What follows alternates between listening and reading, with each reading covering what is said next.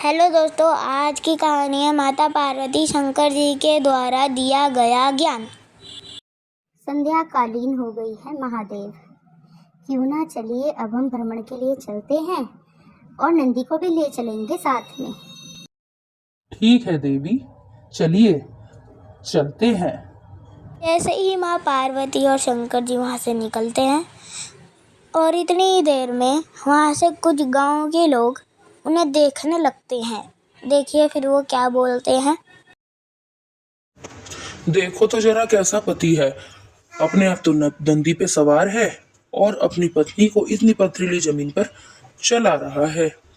हे प्रभु, क्या दिन आ गए हैं जब महादेव ने ये सुनते ही भोलेनाथ उतर जाते हैं और माँ पार्वती को नंदी के ऊपर बिठाकर चलने लगते हैं। और उसके बाद आगे भी उनको गांव वाले देखते हैं।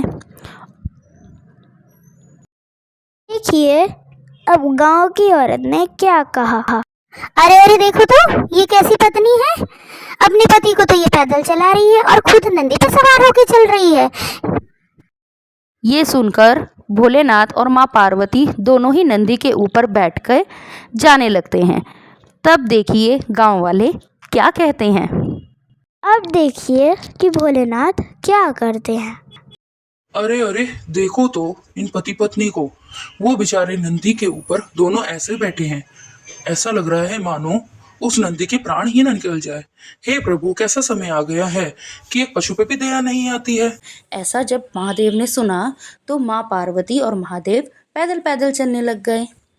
और आगे फिर उन्हें और गांव वाले मिलते हैं। वो कहते हैं, देखो तो जरा।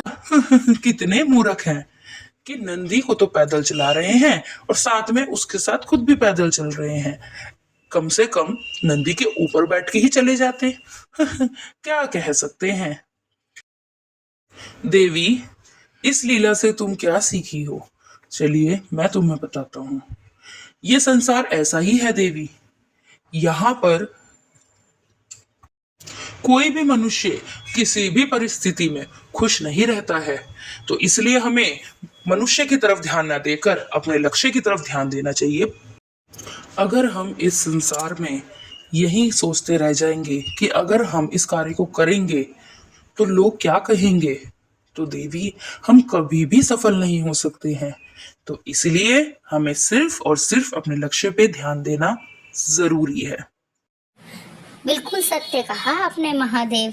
आपकी लीला तो अपरंपार है महादेव।